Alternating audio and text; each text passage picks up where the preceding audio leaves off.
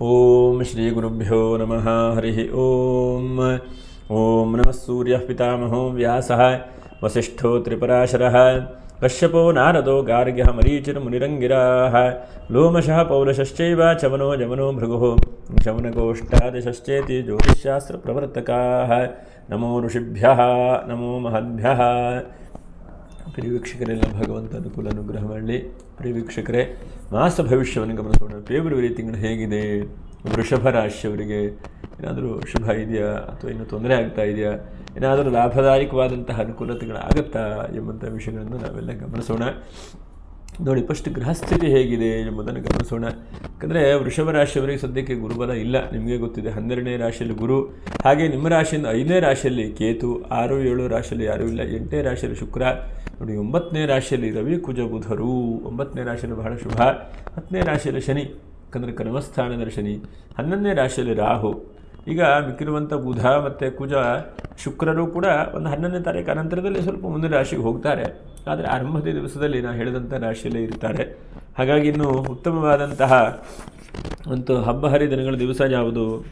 ಯಾಕಂದರೆ ಪುಷ್ಯಮಾಸ ಹೇಳುವಂಥದ್ದು ಕೊನೆಯ ದಿವಸ ಇರುತ್ತೆ. ಹಾಗಾಗಿ ಒಂದನೇದಾಗಿ ಮಾಸ ಶಿವರಾತ್ರಿ 8ನೇ ತಾರೀಕಿಗಿದೆ. ಹಾಗೆ ಬಹಳ ಮುಖ್ಯವಾಗಿ 6ನೇ ತಾರೀಕಿಗೆ ಏಕಾದಶಿ, ಅನಂತರ 9ನೇ ತಾರೀಕಿಗೆ ಗರುಡ ಜಯಂತಿ ಅಂತ ಹೇಳಿದೆ. ಬಹಳ ಮುಖ್ಯವಾಗಿ ಇನ್ನು ಸಂಕ್ರಾಂತಿಯೂ ಕೂಡ ಇದೆ 13ನೇ ತಾರೀಕಿಗೆ. ಸಂಕ್ರಾಂತಿ ಅಂದರೆ ಆ ಮಕರ ಸಂಕ್ರಾಂತಿ ಅಂದ್ಕೊಳ್ಳಿಕ್ಕೆ ಹೋಗಬೇಡಿ, ಕುಂಭ ಸಂಕ್ರಾಂತಿ. ಅನಂತರ ನೋಡಿ 14ನೇ ತಾರೀಕಿಗೆ ಶ್ರೀ ಪಂಚಮಿ, 16ನೇ ತಾರೀಕಿಗೆ ರಥಸಪ್ತಮಿ ಅಥವಾ ಸೂರ್ಯ ಜಯಂತಿ, 18ನೇ ತಾರೀಕಿಗೆ ಮಧ್ವ ನವಮಿ, ಅನಂತರ ಸರ್ವೇಶಯಮ ಏಕಾದಶಿ 20ನೇ ತಾರೀಕಿಗೆ, ಹಾಗೆ ಪ್ರದೋಷ 21, ಹಾಗೆ 24ನೇ ತಾರೀಕಿಗೆ ಹುಣ್ಣಿಮೆ ಇದೆ. ಈ ತಿಂಗಳಲ್ಲಿ ಬಹಳ ಮುಖ್ಯವಾಗಿ ಗಮನಿಸುವಂತಹದ್ದು ನೋಡಿ 3.5 ಮುಹೂರ್ತಗಳು ಎಂಬುದಾಗಿ ಹೇಳ್ತೇವೆ. ಮುಹೂರ್ತ ಯಾವುದು? ಒಂದು ರಥಸಪ್ತಮಿ, ಅನಂತರ ವಿಜಯದಶಮಿ, ಅಕ್ಷತೃತೀಯ ಹೇಳುವಂಥದ್ದು. ಬಹಳ ಮುಖ್ಯವಾಗಿ 3 ಮುಹೂರ್ತಗಳನ್ನು ಶಾಸ್ತ್ರಗಳು ತಿಳಿಸ್ಕೊಡ್ತಾರೆ. ಈ ಮುಹೂರ್ತಗಳು ಹೇಗೆ ಅಂತಂದರೆ, ನಾವು ಪೂಜೆ ಪುನಸ್ಕಾರಗಳನ್ನು ಮಾಡಲಿಕ್ಕೆ, ದೇವತೆ ಆರಾಧನೆ ಮಾಡಲಿಕ್ಕೆ ಬಹಳ ಉತ್ತಮವಾದಂಥದ್ದು.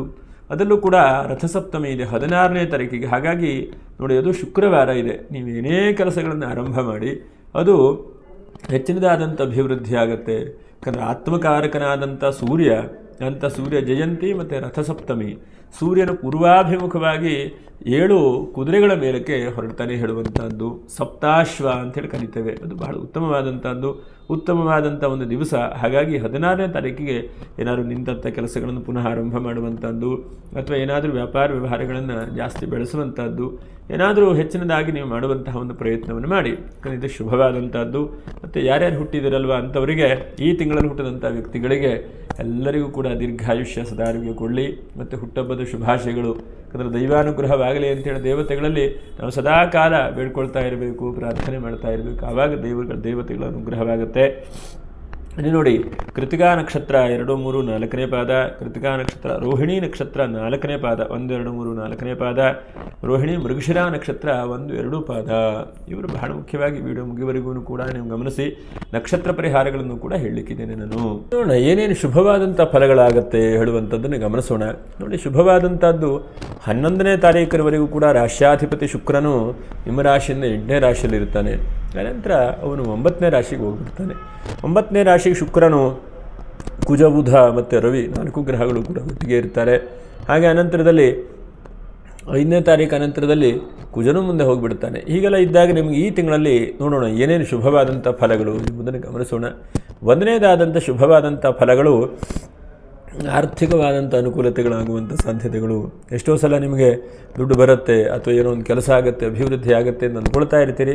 ಆದರೆ ಯಾವುದೂ ಇಲ್ಲ, ಎಲ್ಲ ನಿಂತು ಹೋದಂಥ ನೀರಾಗಿರುತ್ತೆ. ಹಾಗಾಗಿ ಈ ತಿಂಗಳಲ್ಲಿ ಸ್ವಲ್ಪ ಪುಷ್ ಆಗುವಂಥ ಸಾಧ್ಯತೆಗಳು, ಸ್ವಲ್ಪ ವ್ಯಾಪಾರ ವ್ಯವಹಾರಕ್ಕೆ ಅಭಿವೃದ್ಧಿ ಆಗುವಂಥದ್ದು. ಯಾರಾದರೂ ದುಡ್ಡು ಕೊಡಬೇಕು ಅಂತಂದರೆ ಈ ತಿಂಗಳಲ್ಲಿ ಸ್ವಲ್ಪ ಕೊಡುವ ಸಾಧ್ಯತೆಗಳಾಗುತ್ತೆ. ಯಾಕಂದರೆ ಒಳ್ಳೆಯ ಉತ್ತಮವಾದಂಥ ದಿವಸ ಮಾಘ ಮಾಸ ಅಂತಂದರೆ. ನೋಡಿ, ಉತ್ತರಾಯಣ ಬಂದು ಶುಭವಾದಂಥ ಕೆಲಸಗಳು ನಡೀತಾ ಇದ್ದರೆ ಎಲ್ಲ ರೀತಿಯಾದಂಥ ಅಭಿವೃದ್ಧಿಗಳನ್ನು ಕೂಡ ದೇವರು ಕೊಡ್ತಾ ಇರ್ತಾನೆ. ಹಾಗಾಗಿ ನೀವು ಬಹಳ ಮುಖ್ಯವಾಗಿ ಗಮನಿಸುವಂಥದ್ದೇನು, ನಿಮಗೆ ಈ ತಿಂಗಳಲ್ಲಿ ಹಣಕಾಸಿಗನಕ ನೀವು ಅಂತಹ ಚಿಂತೆ ಮಾಡುವಂಥದ್ದು ಬೇಡ. ಆರ್ಥಿಕವಾದಂಥ ಅನುಕೂಲತೆಗಳಾಗುತ್ತೆ.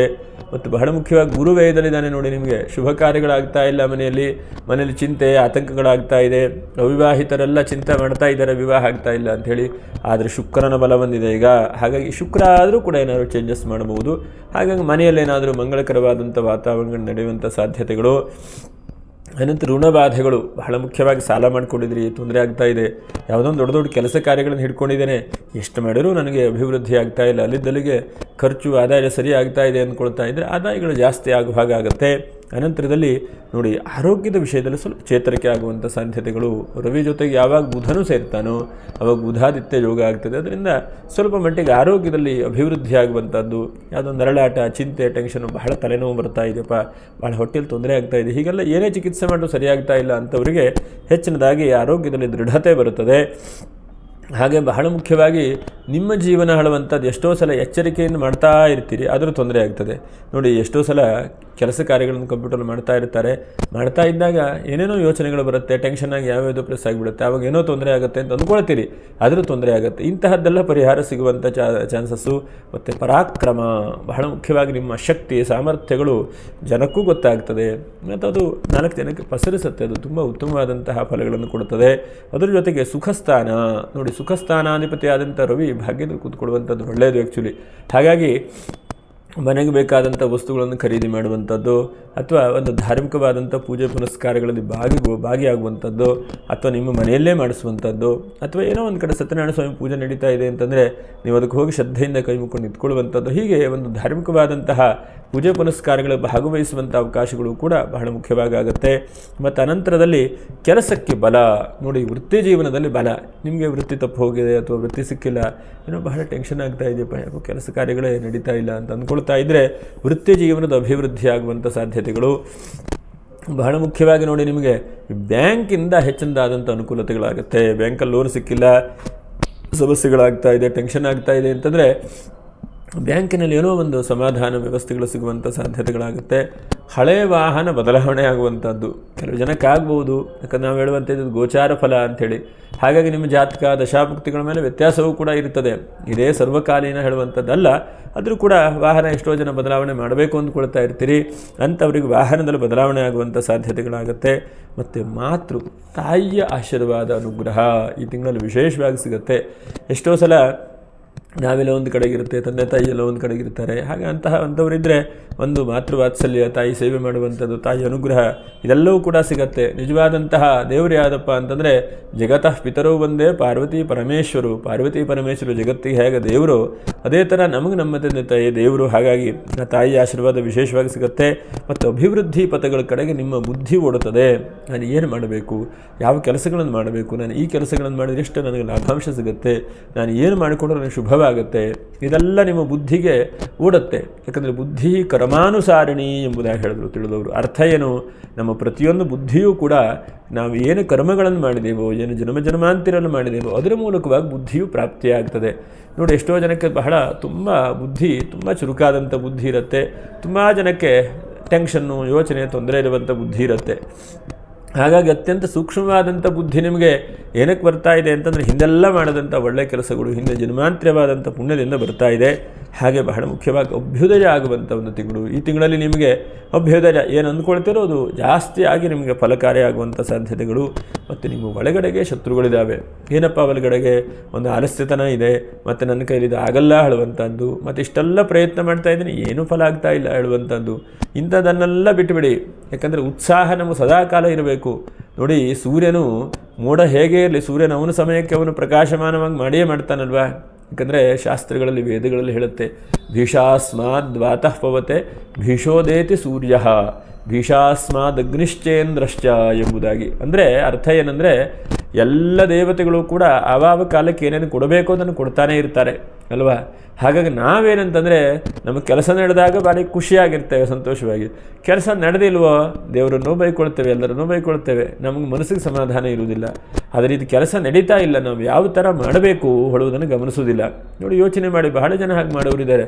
ಚೆನ್ನಾಗಿದ್ದಾಗ ತೇಜಿಯಾಗಿದ್ದಾಗ ಖುಷಿಯೋ ಖುಷಿ ಅಲ್ವಾ, ಅದೇ ಸ್ವಲ್ಪ ಕಷ್ಟ ಬಂತೋ, ಅದೇ ಸ್ವಲ್ಪ ಯಾವುದೇ ಕೆಲಸ ಕಾರ್ಯ ನಡೀತಾ ಇಲ್ವೋ ಆವಾಗ ಬಹಳ ತಲೆ ವಿಷಯ ಆಗುತ್ತೆ, ಬಹಳ ಸಿಟ್ಟು ಬರುತ್ತೆ. ಹಾಗಾಗಿ ಅದನ್ನು ಮಾಡ್ಕೊಳ್ಳಿಕ್ಕೆ ಹೋಗಬೇಡಿ. ಅದನ್ನು ಹೇಗೆ ಮಾಡಿ ನಾನು ಪರಿಹಾರ ಮಾಡಿಕೊಂಡು ಹೊರಗಡೆ ಬರಬೇಕು. ಯಾಕಂದರೆ ನೋಡಿ ಒಂದು ಸಣ್ಣ ಉದಾಹರಣೆ ಹೇಳ್ತೇನೆ. ಒಬ್ಬನಿಗೆ ಒಂದು ಭೂಮಿಯ ಯೋಗ ಬರಬೇಕು ಅಂತಂದರೆ ಇನ್ನೊಬ್ಬನಿಗೆ ಅದನ್ನು ಕೊಡುವಂತಹ ಯೋಗವು ಬಂದಿರಬೇಕು. ಯಾಕಂದರೆ ನೀವು ತೆಗೆದುಕೊಳ್ಬೇಕು ಅಂತಂದರೆ ಅವನಿಗೂ ಆ ಋಣಮುಕ್ತಿ ಹೊಂದುವಂತಹದ್ದು ಬರಬೇಕಾಗತ್ತೆ. ಹಾಗಿದ್ದಾಗ ಮಾತ್ರ ಆಗುತ್ತೆ. ಹಾಗಾಗಿ ನಾವು ಬಹಳ ಮುಖ್ಯವಾಗಿ ಯಾವುದಿದ್ರೂ ಕೂಡ ಮನುಷ್ಯ ಪ್ರಯತ್ನವನ್ನು ಬಿಡದೇ ಇದ್ದಾಗ ನಿರಂತರವಾಗಿ ಮಾಡಬೇಕು. ಆವಾಗ ಸಪ್ತಮಂ ದೈವಚಿಂತನಂ ಎಂಬುದಾಗಿ ಹೇಳ್ತಾರೆ. ಆವಾಗ ಆ ಸಪ್ತಮವಾದಂತಹ ಶಕ್ತಿಯನ್ನು ಭಗವಂತ ಅನುಗ್ರಹ ಮಾಡ್ತಾನೆ. ನಾವು ಒಂದು ಸಲ ಪ್ರಯತ್ನ ಮಾಡ್ತೇವೆ, ಒಂದು ಸಲ ದೇವಸ್ಥಾನಕ್ಕೆ ಹೋಗಿ ಪ್ರದಕ್ಷಿಣೆ ಮಾಡ್ತೇವೆ, ಅದರಿಂದೆಲ್ಲ ನಮ್ಮ ಹಣೆ ಬರ ತೀರ ಬದಲಾವಣೆ ಆಗ್ತದೆ, ಆಗಲಿಕ್ಕೆ ಸಾಧ್ಯವೇ ಇಲ್ಲ. ಹಾಗಾಗಿ ಕೊನೆಗೆ ದೇವರನ್ನು ಮಾಡೋದಿಲ್ಲ, ಅಲ್ಲಿ ಬಿಟ್ಟು ಬಿಡ್ತೇವೆ. ಹಾಗಲ್ಲ, ನಿಜವಾದಂತಹದ್ದು ಕರ್ಮದ ಫಲ, ನಿಜವಾದಂತಹದ್ದು ನಾವು ಏನೇನು ಮಾಡಿದೇವೋ ಅದನ್ನೆಲ್ಲ ಅನುಭವಿಸುವಂತಹದ್ದು. ನಾವು ಏನೇ ಮಾಡಿದ್ರೆ, ಇವತ್ತು ನಾವು ಪೂಜೆ ಪುನಸ್ಕಾರ ಒಳ್ಳೆ ರೀತಿಯಾದಂತಹ ದೇವತಾರಾಧನೆ ಮಾಡಿದರೆ ಯಾವುದೋ ಒಂದು ಕಾಲದ ನಮ್ಮ ರಕ್ಷಣೆ ಮಾಡಿಯೇ ಮಾಡುತ್ತೆ. ಆ ನಂಬಿಕೆಯನ್ನು ಕೂಡ ನಾವು ಇಟ್ಕೊಳ್ಬೇಕು. ಅನಂತರ ಶತ್ರು ಭಯ ನಿವಾರಣೆ ಆಗುವಂಥದ್ದು ಈ ತಿಂಗಳಲ್ಲಿ ಬಹಳ ಮುಖ್ಯವಾಗಿ. ಒಳಗಡೆ ಇರುವಂಥ ಶತ್ರುಗಳು ಅಂತೇಳಿ ಹೇಳಿದೆ, ಹೊರಗಡೆಗೂ ಕೂಡ ಬಹಳ ಮುಖ್ಯವಾಗಿ ಶತ್ರುಗಳು ಇರ್ತಾರೆ. ಯಾಕಂದರೆ ಕೃತಿಕಾ ನಕ್ಷತ್ರದವರಿಗಿರಬಹುದು, ನಿಮ್ಮ ಮಾತು ಸ್ಟ್ರಾಂಗ್ ಆಗಿರುವಂಥದ್ದು, ಅಥವಾ ನೀವು ಯಾರಿಗೂ ಒಬ್ಬರಿಗೆ ಸ್ವಲ್ಪ ಭರದಿಂದ ಸಿಟ್ಟಾಗಿ ಹೇಳ್ತೀರಿ, ಇದೆಲ್ಲ ಆಟೋಮೆಟಿಕಾಗಿ ಶತ್ರುಗಳಾಗಲಿಕ್ಕೆ ಸಾಧ್ಯತೆ ಆಗುತ್ತೆ. ಅಥವಾ ರಾಜಕೀಯ ಕ್ಷೇತ್ರದಲ್ಲಿ ಇದ್ದವರು ಇರ್ತೀರಿ, ಈಗೆಲ್ಲ ಇದ್ದಾಗ ಸ್ವಲ್ಪ ಕಷ್ಟಗಳು ಕೂಡ ಆಗುತ್ತೆ. ಹಾಗಾಗಿ ಬಹಳ ಜಾಗ್ರತೆ ವಹಿಸ್ಕೊಳ್ಬೇಕು. ಭೂಮಿ ವ್ಯಾಪಾರ ವ್ಯವಹಾರ ಮಾಡೋವರಿಗೆ ಬಹಳ ಶುಭವಾದಂಥ ತಿಂಗಳು ಅಂತ ಹೇಳ್ಬೋದು ಈ ತಿಂಗಳಲ್ಲಿ. ಅಥವಾ ನೀವು ಕೂಡ ಏನಾದರೂ ಒಂದು ರಿಜಿಸ್ಟರ್ ಮಾಡ್ಕೊಳ್ಬೇಕು, ಜಾಗ ತೆಗೆದುಕೊಳ್ಬೇಕು ಅಂದರೆ ಒಳ್ಳೆಯದು. ಮತ್ತು ರೋಗ ನಿವೃತ್ತಿ ಇದು ಬಹಳ ಮುಖ್ಯವಾಗಿ. ನೋಡಿ, ಎಷ್ಟೋ ದಿವಸದಿಂದ ಇರುವಂಥ ಕಾಯಿಲೆ ಕಸಾಯಗಳು ದೂರ ಆಗುವಂಥ ಸಾಧ್ಯತೆಗಳು, ಮನೆಯಲ್ಲಿ ಏನೋ ಸ್ವಲ್ಪ ಖುಷಿ ಸಂತೋಷ ನಡೀತದೆ. ಮತ್ತು ಬಹಳ ದಿವಸದಿಂದ ತಪ್ಪೋದಂಥ ಕೆಲಸಗಳು ಪುನಃ ಸಿಗುತ್ತೆ. ಎಷ್ಟೋ ಸಲ ಯೋಚನೆ ಮಾಡ್ತೇವೆ ನಾವು, ಬಹಳ ದಿವಸದಿಂದ ಕೆಲಸ ಕಾರ್ಯಗಳಿಲ್ಲ, ತಪ್ಪೋಗಿದೆ ಅಂದರೆ ಪುನಃ ಸಿಗುವಂಥ ಚಾನ್ಸಸ್ಸು. ಮತ್ತು ಯಾರ್ಯಾರು ಸ್ವಂತ ಕೆಲಸಗಳನ್ನು ಆರಂಭ ಮಾಡಬೇಕು ಅಂದ್ಕೊಂಡಿದ್ದೀರೋ, ನೋಡಿ ಗುರುಬಲ ಇಲ್ಲ ನಿಮಗೆ, ಆದರೆ ಈ ತಿಂಗಳಲ್ಲಿ ಸ್ವಲ್ಪ ಶುಕ್ರನ ಬಲ ಇದ್ದಾಗ ಏನಾದರೂ ಸ್ವಲ್ಪ ಪ್ರಯತ್ನ ಮಾಡಿಕೊಳ್ಳೋದ್ರಿಂದ ಹೆಚ್ಚಿನದಾದಂಥ ಅನುಕೂಲತೆಗಳಾಗತ್ತೆ. ಮತ್ತು ಏನು ನೀವು ವಚನ ಕೊಟ್ಟಿದ್ದೀರೋ, ಏನು ಮಾತು ಕೊಟ್ಟಿದ್ದೀರೋ ಅದನ್ನು ಮಾಡುವಂತಹ ಪ್ರಯತ್ನವನ್ನು ಮಾಡಿ. ಯಾಕಂದರೆ ನಿಮಗೆ ಕಷ್ಟ ಆಗ್ಬೋದು, ನಿಮಗೆ ಸಮಸ್ಯೆ ಇರಬಹುದು. ಹಾಗಂತೇಳಿ ಇನ್ನೊಬ್ಬನಿಗೆ ತೊಂದರೆ ಆಗದೇ ಇದ್ದ ಹಾಗೆ ಅದನ್ನು ನಡೆಸ್ಕೊಳ್ಳುವಂಥ ಪ್ರಯತ್ನ ಮಾಡಿ. ಮತ್ತು ದೃಢವಾದಂತಹ ಒಂದು ಸಂಕಲ್ಪ ಮಾಡಿ ಈ ತಿಂಗಳಲ್ಲಿ ನೀವು. ಯಾಕಂದರೆ ನಿಮ್ಮ ಸಂಕಲ್ಪ ಹೇಗೆ ಅಂತಂದರೆ, ಇವತ್ತು ಸಂಕಲ್ಪ ಮಾಡ್ತೀರಿ, ನಾಳೆ ಬೆಳಿಗ್ಗೆ ಮರೆತು ಹೋಗಿಬಿಡ್ತದೆ ಅಲ್ವಾ? ಹಾಗೆ ಆಗಬಾರ್ದು. ಹಾಗಾಗಿ ಆ ದೃಢವಾದಂಥ ಸಂಕಲ್ಪವನ್ನು ನೀವು ಮಾಡ ಮೇಲೆ ನೀವು ಅದನ್ನು ನಡೆಸ್ಕೊಂಡು ಹೋಗಬೇಕು. ಅದನ್ನು ಬಹಳ ಮುಖ್ಯವಾಗಿ. ನಾನೊಂದು 21 ದಿವಸ ದೇವಸ್ಥಾನಕ್ಕೆ ಹೋಗ್ತೇನೆ ಅಂತೇಳಿ ಸಂಕಲ್ಪ ಮಾಡಿದ್ರೆ ಅದನ್ನು 21 ದಿವಸ ನಿರಂತರವಾಗಿ ನಡೆಸ್ಕೊಂಡು ಹೋಗುವಂಥ ಪ್ರಯತ್ನವನ್ನು ಮಾಡಬೇಕು. 1 ದಿವಸ 2 ದಿವಸ ಆಯಿತು, 3ನೇ ದಿವಸ ಯಾಕೋ ಆಗಲಿಲ್ಲ ಅಂತ ಅಂದ್ಕೊಳ್ಬಾರ್ದು. ಕುಟುಂಬದ ಕಡೆಗೆ ಜಾಸ್ತಿ ಗಮನ ಕೊಡುವಂಥ ಪ್ರಯತ್ನ ಮಾಡಬೇಕು ಈ ತಿಂಗಳಲ್ಲಿ. ಯಾಕಂದರೆ ಬುಧ ರವಿ ಒಟ್ಟಿಗೆ ಇದ್ದಾರೆ. ಯಾಕಂದರೆ ಎಲ್ಲರೂ ನಿಮ್ಮ ನಂಬ್ಕೊಂಡಿರಬಹುದು. ಯಾಕಂದರೆ ವೃಷಭ ರಾಶಿಯವರು ಒಂದು ದೊಡ್ಡದಾದಂತಹ ವೃಕ್ಷ ನೀವು, ನಿಮ್ಮ ಕೆಳಗಡೆಗೆ ಬಹಳ ಜನ ಇದ್ದಾರೆ. ಹಾಗೆ ಅದನ್ನು ಗಮನಿಸ್ಕೊಂಡು ಜೀವನ ಮಾಡಬೇಕು. ಮತ್ತು ಇನ್ನೊಬ್ಬರಿಗೆ ಹಿತೋಪದೇಶ ನೀವು ಮಾಡ್ತೀರಿ, ನೀವು ಅದನ್ನು ಜಾಸ್ತಿ ಅಳವಡಿಸ್ಕೊಳ್ಳುವಂಥ ಪ್ರಯತ್ನವನ್ನು ಮಾಡಬಹುದು. ಒಡಹುಟ್ಟಿದವರಿಂದ ಹೆಚ್ಚಿನದಾದಂಥ ಪ್ರೀತಿ ವಿಶ್ವಾಸಗಳು ಬರುವಂಥ ಸಾಧ್ಯತೆಗಳಿದ್ದಾವೆ. ಗೌರ್ಮೆಂಟ್ ನೌಕರರಿಗೆ ಹೆಚ್ಚಿನದಾದಂತಹ ಆದಾಯ ಹೆಚ್ಚಳ ಆಗುವಂಥ ಸಾಧ್ಯತೆಗಳಿದ್ದಾವೆ. ಶುಭವಾದಂಥ ವಿಷಯಗಳನ್ನು ನೀವು ಕೇಳುವಂಥ ಸಾಧ್ಯತೆಗಳು ಈ ತಿಂಗಳಲ್ಲಿ. ಶುಭವಾದಂಥ ವಾತಾವರಣಗಳು, ಅಲ್ಪ ಸ್ವಲ್ಪ ಪ್ರಯಾಣ ಯೋಗವು ಕೂಡ ಸಿಗಲಿಕ್ಕಿದೆ. ಮತ್ತು ಸಹೋದರರಿಂದ ನಿಮ್ಮ ಬಗ್ಗೆ ಒಂದು ಒಳ್ಳೆಯದು ಮಾಡಿದಾನೆ ಹೇಳುವಂಥ ಶಬಾಸಿಗಿರಿ ಬರುವಂಥ ಸಾಧ್ಯತೆಗಳು. ಮತ್ತು ವಿದ್ಯಾರ್ಥಿಗಳ ಜೀವನದಲ್ಲಿ ಹೆಚ್ಚಿನದಾದಂಥ ಅಭಿವೃದ್ಧಿ, ಇದಿಷ್ಟನೇ ನೀವು ಈ ತಿಂಗಳಲ್ಲಿ ಕಾಣುವಂಥ ಸಾಧ್ಯತೆಗಳಿದ್ದಾವೆ. ಈಗ ನೋಡೋಣ ಏನೇನು ನಿಮಗೆ ಜಾಗೃತೆ ವಹಿಸ್ಕೊಳ್ಬೇಕು ಎಂಬುದನ್ನು ನೋಡೋಣ. ಒಂದನೇದಾದಂಥ ಜಾಗ್ರತೆ, ಹಣಕಾಸಿನ ವಿಷಯದಲ್ಲಿ ತುಂಬ ಸೂಕ್ಷ್ಮವಾಗಿರಬೇಕು ನೀವು ಈ ತಿಂಗಳಲ್ಲಿ. ಎರಡನೇದಾಗಿ ಆದಷ್ಟು ಮಾತಿನ ವಿಷಯದಲ್ಲಿ ಸ್ವಲ್ಪ ಜಾಗ್ರತೆ ವಹಿಸ್ಕೊಳ್ಬೇಕು. ಮತ್ತು ಅದರ ಜೊತೆಯಲ್ಲಿ ಶರೀರದಲ್ಲಿ ಕೆಲವೊಂದು ಬಾಡಿ ಹೀಟ್ ಆಗುವಂಥ ಸಾಧ್ಯತೆಗಳಿದ್ದಾವೆ ಮತ್ತು ಕೋಲ್ಡ್ ಆಗುವಂಥ ಸಾಧ್ಯತೆಗಳಿದ್ದಾವೆ. ಹಾಗಾಗಿ ಎರಡನ್ನೂ ಕೂಡ ಸಮತೋಲನವಾಗಿ ನೀವು ಇಟ್ಕೊಳ್ಳುವಂತಹ ಒಂದು ಪ್ರಯತ್ನ ಮಾಡಬೇಕು. ಮೂರನೇದಾಗಿ ಸ್ವಲ್ಪ ತಲೆನೋವು ಬರುವಂಥ ಸಾಧ್ಯತೆಗಳಿದ್ದಾವೆ ಈ ತಿಂಗಳಲ್ಲಿ. ಹಾಗೆ ಯಾವುದೇ ಕೆಲಸ ಇದ್ದರೂ ಕೂಡ ಅದಕ್ಕೊಂದು ಸಮಯಗಳನ್ನು ನಿಗದಿಯಾಗಿ ಮಾಡಿ, ನಿಮ್ಮ ಶರೀರಕ್ಕೂ ಕೂಡ ಶರೀರದ ಪೋಷಣೆಗೆ ಸ್ವಲ್ಪ ಜಾಗ್ರತೆ, ಅದಕ್ಕೊಂದು ಸಮಯ ಕೊಡುವಂಥ ಪ್ರಯತ್ನವನ್ನು ಮಾಡಿ, ಅದು ಶುಭವಾದಂಥದ್ದು. ಇನ್ನೊಂದು, ಹೊರದೇಶದಿಂದನೋ ಅಥವಾ ಬೇರೆ ಯಾರಿಂದನೋ ಸ್ವಲ್ಪ ಮಟ್ಟಿಗೆ ಬೇಕಾದಂತಹ ಕೆಲಸಗಳು, ಬೇಕಾದಂತಹ ಕರೆಗಳು ಇತ್ಯಾದಿಗಳು ಬರ್ತವೆ. ಹಾಗಾಗಿ ನೀವು ಇವತ್ತಿನ ದಿವಸ ನೋಡಿ ಹೇಗೆ ಅಂತಂದರೆ, ಯಾವುದು ಒರಿಜಿನಲ್ ನಂಬುವಂಥದ್ದೇ ಕಷ್ಟ ಆಗೋಗಿದೆ. ಹಾಗಾಗಿ ಸ್ವಲ್ಪ ಕರೆಕ್ಟಾಗಿ ತಿಳುವಳಿಕೆ ಇಟ್ಕೊಂಡು ಯಾವುದನ್ನಾದರೂ ಮಾಡಿ. ಸುಮ್ಮನೆ ಯಾರೋ ಹೇಳಿದ್ದಾರೆ ಅಂತೇಳಿ OTP ಎಲ್ಲ ಕೊಡಲಿಕ್ಕೆ ಹೋಗಬೇಡಿ. ಇದರಿಂದ ವೈಯಕ್ತಿಕವಾಗಿ ನಿಮಗೆ ಸಮಸ್ಯೆ ಬರುವಂಥ ಸಾಧ್ಯತೆಗಳು ನೋಡಿ. ಇದು ಬಹಳ ಮುಖ್ಯವಾಗಿ. ರಾಹು ಏಕಾದಶಿದಾಗ ಇದ್ದಕ್ಕಿದ್ದ ಹಾಗೆ ಏನೋ ಒಂದು ಚೋರ ಭಯ ಆಗೋಗುತ್ತೆ. ಇದ್ದಕ್ಕಿದ್ದಾಗಲೂ ಒಂದು ಆಟೋದಲ್ಲಿ ಹೋಗ್ತಾ ಇರ್ತೀರಿ, ಆ ಪರ್ಸನಲ್ಲೇ ಬಿಟ್ಟು ಬಂದುಬಿಡ್ತೀರಿ. ಅಥವಾ ಒಂದು ಕ್ಯಾಬಲ್ಲಿ ಹೋಗ್ತಾ ಇರ್ತೀರಿ, ಕ್ಯಾಬಲ್ಲಿ ಏನೋ ಫೋನಲ್ಲಿ ಇವತ್ತೆಲ್ಲ ಹೇಗೆ ಕೇಳಿದ್ರೆ ಎಷ್ಟೊತ್ತು ಕ್ಷಣಕ್ಕೂ ಫೋನಲ್ಲೇ ಮಾತಾಡ್ತಾ ಇರುವಂಥದ್ದು. ಹಾಗಾಗಿ ಫೋನಲ್ಲೇ ಬಿಟ್ಟು ಬಂದಿರ್ತೀರಿ. ಇದೆಲ್ಲ ಸ್ವಲ್ಪ ಜಾಗ್ರತೆ ವಹಿಸ್ಕೊಳ್ಳಿ. ಇದಿಷ್ಟು ಜಾಗ್ರತೆ ಮಾಡಿಕೊಂಡ್ರೆ ಬೇರೆ ಎಲ್ಲ ಶುಭವಾದಂಥದ್ದಿದೆ. ಈ ತಿಂಗಳಲ್ಲಿ ಶುಭವಾದಂಥ ದಿವಸ ಯಾವುದು? 5ನೇ ತಾರೀಕು ಬಹಳ ಪ್ರಶಸ್ತವಾಗಿದೆ, 11ನೇ ತಾರೀಕು ಪ್ರಶಸ್ತವಾಗಿದೆ. ಅನಂತರದಲ್ಲಿ ಬಹಳ ಮುಖ್ಯವಾಗಿ 16ನೇ ತಾರೀಕು ರಥಸಪ್ತಮಿ ಇದೆ ನೋಡಿ. ಈ ರಥಸಪ್ತಮಿ ದಿವಸ ಏನಾದರೂ ಪೂಜೆ ಪುನಸ್ಕಾರವನ್ನು ಮಾಡಿ. ಭರಣಿ ನಕ್ಷತ್ರ ಇದೆ, ಆದರೂ ಕೂಡ ಏನೂ ಕೂಡ ಪರವಾಗಿಲ್ಲ.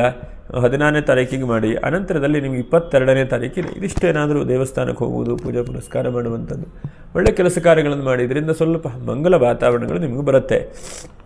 ಇನ್ನೇನು ನಕ್ಷತ್ರ ಪರಿಹಾರಗಳು ಏನಪ್ಪ? ಕೃತಿಕಾ ನಕ್ಷತ್ರ 2, 3, 4ನೇ ಪಾದ. ನೀವು ಎಷ್ಟು ಸಾಧ್ಯವಾಗುತ್ತೋ ಅಷ್ಟು ನೀವು ರಾಮಾಯಣದ ಒಂದು ಶ್ಲೋಕಗಳನ್ನಾರು ಹೇಳಿ, ಅಥವಾ ರಾಮೋ ರಾಜಮಣಿ ಸದಾ ವಿಜಯತೆ ರಾಮಂ ರಮೇಶಂ ಭಜೆ ಅಂಥೇಳಿ ರಾಮನ ಸ್ತೋತ್ರಗಳು ಶುರುವಾಗುತ್ತೆ. ಅಂತಹ ಸ್ತೋತ್ರಗಳನ್ನು ಪಠನೆ ಮಾಡಿ ಏನಾಗುತ್ತೋ ಅಷ್ಟು ರಾಮನಾಮಸ್ಮರಣೆಯನ್ನು ಈ ತಿಂಗಳಲ್ಲಿ ನೀವು ನಿರಂತರವಾಗಿ ಮಾಡಿ. ಆ ರಾಮನ ಅನುಗ್ರಹದಿಂದ ಬಹಳ ಶುಭವಾಗುತ್ತೆ. ಶ್ರೀರಾಮ ಜಯ ರಾಮ ಜಯ ಜಯ ರಾಮ ಹೇಳುವಂಥದ್ದು, ಅಥವಾ ರಾಮಾಯಣದ ಒಂದು ಸ್ಕಂಧಗಳನ್ನು ಹೇಳುವಂಥ ಪ್ರಯತ್ನ ಮಾಡಿ. ಕೃತಿಕಾ ನಕ್ಷತ್ರದವರು ಒಂದು ಪ್ರಯತ್ನ ಮಾಡಿ, ಯಾಕೆಂದರೆ ರಾಮನಿಗೋಸ್ಕರವಾಗಿ ರಾಮನಾಮಸ್ಮರಣೆ ಮಾಡುವಂಥ ಒಂದು ಪ್ರಯತ್ನ ಮಾಡಿ, ಶುಭವಾಗುತ್ತೆ. ಕೃತಿಕಾ ನಕ್ಷತ್ರ ರೋಹಿಣಿ ನಕ್ಷತ್ರ. ನೀವೇನು ಮಾಡಬೇಕು? ರೋಹಿಣಿ ನಕ್ಷತ್ರದವರು ಎಷ್ಟು ಸಾಧ್ಯವಾಗುತ್ತೋ ಅಷ್ಟು ಪಟ್ಟಾಭಿರಾಮ, ಗೊತ್ತಾಯ್ತಾ? ರಾಮನನ್ನು ಹೇಗೆ ಅಂತಂದರೆ ಪಟ್ಟಾಭಿಷಿಕ್ತನಾದಂತಹ ರಾಮನನ್ನು ನಾವು ಪೂಜೆ ಮಾಡಬೇಕು, ಅನುಷ್ಠಾನ ಮಾಡಬೇಕು, ಪೂಜೆ ಮಾಡಬೇಕು. ಯಾಕಂದರೆ ರಾಮ ಅಂತಂದರೆ ಯಾವುದು? ರಾಮೋ ವಿಗ್ರಹವಾನ್ ಧರ್ಮ, ಧರ್ಮವೇ ರಾಮ, ರಾಮನೇ ಧರ್ಮ. ಹಾಗಾಗಿ ರಾಮನು ಮರ್ಯಾದಾ ಪುರುಷೋತ್ತಮ. ಯಾಕಂದರೆ ಅವನ ಆದರ್ಶಗಳನ್ನು ನಾವು ಸದಾಕಾಲ ಯೋಚನೆ ಮಾಡ್ತಾ ಇರಬೇಕು. ಹಾಗಾಗಿ ನೀವೊಂದು ಮೊಬೈಲಲ್ಲಾದರೂ ಕೂಡ, ಅಥವಾ ನಿಮ್ಮ ಮನೆಯಲ್ಲಿ ರಾಮನ ವಿಗ್ರಹ ಇದ್ದರೆ ಪರವಾಗಿಲ್ಲ, ಒಂದು ಪಟ್ಟಾಭಿರಾಮ ಅಂತಹ ರಾಮನನ್ನು ನೀವು ಭಕ್ತಿಯಿಂದ ಸ್ಮರಣೆ ಮಾಡಿ. ಮತ್ತು ಎಷ್ಟು ಸಾಧ್ಯ ಆಗುತ್ತೋ ಅಷ್ಟು ರಾಮನ ಬಗ್ಗೆ ಮನಸ್ಸಿನಲ್ಲಿ ಧ್ಯಾನ ಮಾಡ್ತಾ ಇರಿ. ಒಂದೊಂದು ರಾಮಾಯಣದ ಬಗ್ಗೆ ಕೇಳಿ, ಅದು ಏನೇನೋ ಒಂದೊಂದು ಭಾಗಗಳು ಏನೇನಿದೆ, ಒಂದೊಂದು ಸ್ಕಂಧಗಳು, ಒಂದೊಂದು ಭಾಗಗಳು, ಅಧ್ಯಾಯಗಳನ್ನು ತಿಳ್ಕೊಳ್ಳುವಂಥ ಒಂದು ಪ್ರಯತ್ನ ಮಾಡಿ. ಯಾಕಂದರೆ ಧರ್ಮದ ಮರ್ಮವನ್ನು ತಿಳ್ಕೊಳ್ಬೇಕು. ಧರ್ಮ ಹೇಳುವಂಥದ್ದು ಓದುವಂಥ ಅಕ್ಷರದಲ್ಲಿ ನಮಗೆ ಕಾಣಿಸುತ್ತೆ, ಅದರ ಮರ್ಮ ಏನು, ಅದರ ಆದರ್ಶ ಏನು ಹೇಳುವಂಥ ತಿಳ್ಕೊಳ್ಬೇಕು. ಇನ್ನು ಮೃಗಶಿರಾ ನಕ್ಷತ್ರ 1, 2 ಪಾದ. ನೀವು ಎಷ್ಟು ಸಾಧ್ಯ ಆಗುತ್ತೋ ಅಷ್ಟು ವಾಲ್ಮೀಕಿ ರಾಮಾಯಣವನ್ನೇ ಓದುವಂತಹ ಪ್ರಯತ್ನವನ್ನು ಮಾಡಿ. ಅದಾಗಿಲ್ಲ ಅಂತಾದರೆ ಹನುಮಂತನನ್ನು ಅಥವಾ ಹನುಮಂತನನ್ನು ಭಕ್ತಿಯಿಂದ ಸ್ಮರಣೆ ಮಾಡಿ, ಅಥವಾ ಹನುಮತೇ ನಮಃ ಹೇಳುವಂಥ ಜಪಗಳನ್ನು ಮಾಡಿ. ಇದಿಷ್ಟು ಮಾಡಿ ನಿಮಗೆ ಈ ಒಂದು ಫೆಬ್ರವರಿ ತಿಂಗಳು ನಿಮ್ಮನ್ನು ದಾಟಿಸಿ ಎತ್ಕೊಳ್ಳುವಂತಹ ಪ್ರಯತ್ನ ಮಾಡುತ್ತೆ. ಶುಭವಾದಂಥ ವಾತಾವರಣಗಳನ್ನು ಕೊಡುತ್ತೆ. ಯಾಕಂದರೆ ಈಗ ನಿಮಗೆ ಗೆಲ್ಲಬೇಕು ಅಂತಂದರೆ ಒಂದೇ ಗುರುಬಲ ಇಲ್ಲ, ನಿಮ್ಮ ರಾಷ್ಟ್ರಾಧಿಪತಿ ಶುಕ್ರನ ಬಲ ಒಂದಿದೆ. ಹಾಗಾಗಿ ನೀವು ಎಷ್ಟು ಸಾಧ್ಯ ಆಗುತ್ತೋ ಅಷ್ಟು ರಾಮನನ್ನು, ವಿಷ್ಣುವನ್ನು ನೀವು ಆರಾಧನೆ ಮಾಡ್ತಾ ಇರಬೇಕು. ವಿಷ್ಣು ಅಂತಂದರೆ ನಮ್ಮಲ್ಲಿ ವಿಶೇಷವಾಗಿ ಬುಧನಿಗೆ ವಿಷ್ಣುವನ್ನು ಆರಾಧನೆ ಹೇಳ್ತದೆ. ವಿಷ್ಣು ಆರಾಧನೆ ಒಂದೇ, ಬುಧನ ಆರಾಧನೆಯೂ ಒಂದೇ. ಹಾಗಾಗಿ ಬುಧಂ ನಾರಾಯಣಂ ಇಂದ್ಯಾತ್. ಎಷ್ಟು ಸಾಧ್ಯ ಆಗುತ್ತೋ ಅಷ್ಟು ವಿಷ್ಣು ನಾಮಸ್ಮರಣೆ ಮಾಡಿ. ವಿಷ್ಣು ರಾಮ ಎಲ್ಲ ಒಂದೇ. ಹಾಗಾಗಿ ಅದನ್ನು ಮಾಡ್ತಾ ಬನ್ನಿ. ಅದರಿಂದ ಶುಭವಾಗುತ್ತೆ, ಮಂಗಲವಾಗುತ್ತೆ, ಸೌಖ್ಯವಾಗಲಿ. ಯಾರು ಸಬ್ಸ್ಕ್ರೈಬ್ ಮಾಡಿಲ್ಲ ಅಂತವರು ಸಬ್ಸ್ಕ್ರೈಬ್ ಮಾಡಿ, ಒಂದು ಲೈಕನ್ನು ಮಾಡಿ, ಶೇರನ್ನು ಮಾಡಿ ಅಂತ ಹೇಳ್ತಾ ಮುಂದಿನ ವಿಡಿಯೋದಲ್ಲಿ ಭೇಟಿ ಮಾಡೋಣ. ನಮಸ್ಕಾರ. ಲೋಕಾ ಸಮಸ್ತ ಸುಖಿನೋ ಭವಂತು, ಸಮಸ್ತ ಸನ್ಮಂಗಲಾನಿ ಭವಂತು. ನಮಸ್ಕಾರ.